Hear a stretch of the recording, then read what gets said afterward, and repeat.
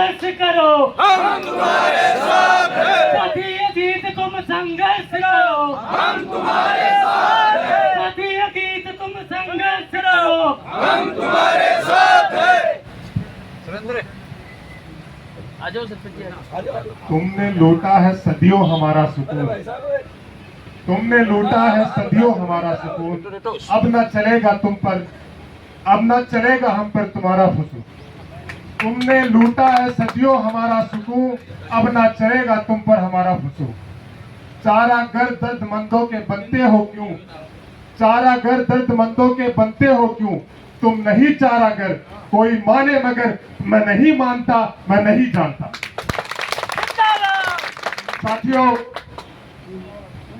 सत्ता में बैठे लोग जब सत्ता में आए थे तो ये वादा किया था कि 2022 में किसानों की आय दुगनी होगी। पर 2012 से जब ये बीमा कंपनियों की शुरुआत हुई, उसी के साथ ये लूट भी शुरू हुई। किसानों से प्रीमियम के रूप में पैसे तो लेते हैं पर वापस नहीं देते, और मल्टीसर तहसील में ये लूट 2018 से चल रही है। 2018 से लेकर 2026 तक लगातार इन बीमा कंपनियों की लूट किसानों के ऊपर थोपी जा रही है। ये लोग आए 6 महीने के अंदर बीमा प्रीमियम के पैसे तो बढ़ा देते हैं पर किसानों के खाते में कुछ नहीं डालते। ये चोरी जब हमारे नेता कॉमरेड अरविंद गढ़वाल ने पकड़ी तो कई धमकियां प्रशासन की बीमा कंपनियों की कॉमरेड अरविंद गढ़वाल को मिली, पर इसी गड़बड़ी को, इसी चोरी को लेकर कॉमरेड अरविंद गढ़वाल गांव-गांव में गए, गांव-गांव में सभा की, किसानों को एकजुट किया। और ये जो धरना है, इस धरने की शुरुआत आज से 57 दिन पहले हुई थी और अरविंद गढ़वाल के मन में ये तैयारी उससे भी 4 महीने पहले चल रही थी। आप सभी से मैं निवेदन करूंगा कि एक बार जोरदार तालियां हमारे नेता अरविंद गढ़वाल के लिए। ये इनका संघर्ष है, ये इनका संघर्ष है कि आज हम लोग यहाँ पर इतनी तादाद में पहुंचे हैं। जब यहाँ पर पहले दिन धरना शुरू किया था तो लोगों ने कहा था कि मंत्री सर को आदत नहीं है ऐसे धरनों की, मंत्री सर को आदत नहीं है ऐसे एकजुट होने की। तब भी हमारे नेता कॉमरेड अरविंद गढ़वाल ने कहा चाहे 6 महीने धरना लगाना पड़े, सभी किसानों को एक कदम पर लाएंगे और अपने हक अधिकार के लिए आवाज को बुलंद करेंगे।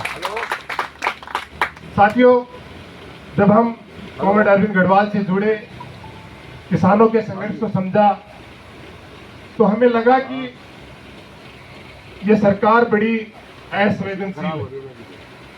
50 दिन तक हमारी बातें सरकार के कानों तक नहीं पहुंची। 50 दिन तक हमारी कोई मीटिंग प्रशासन के साथ, कोई बीमा कंपनी के साथ नहीं हुई।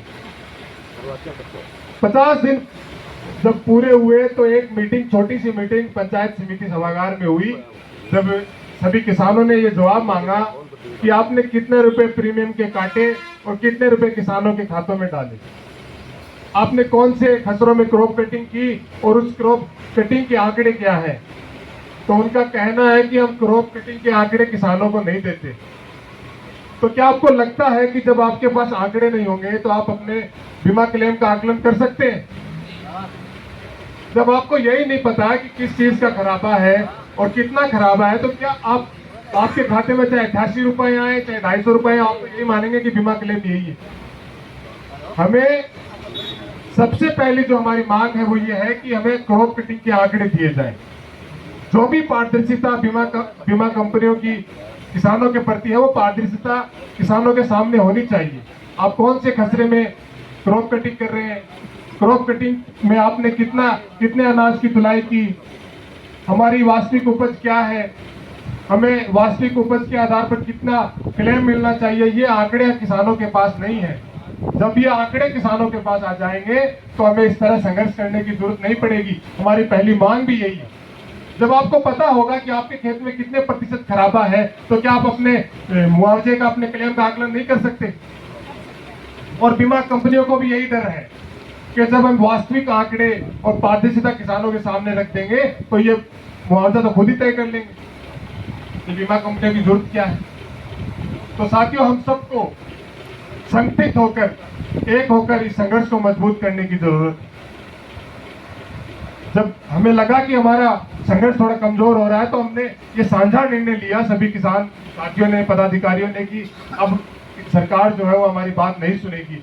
तो हमें ये फैसला लेना पड़ा जो हम नहीं लेना चाहते थे। हम चाहते थे कि संघर्ष से ही अपनी मांगों को मनवाए, पर जब सरकार असंवेदनशील हो जाए, सरकार की आत्मा बन जाए, तो ऐसे निर्णय लेने पड़ते हैं। आज हमारा तीसरा दिन है और आज भी तीसरे दिन तक भी कोई हमसे वार्ता करने नहीं आया, कोई प्रशासन का आदमी, कोई सरकार का नुमाइंदा।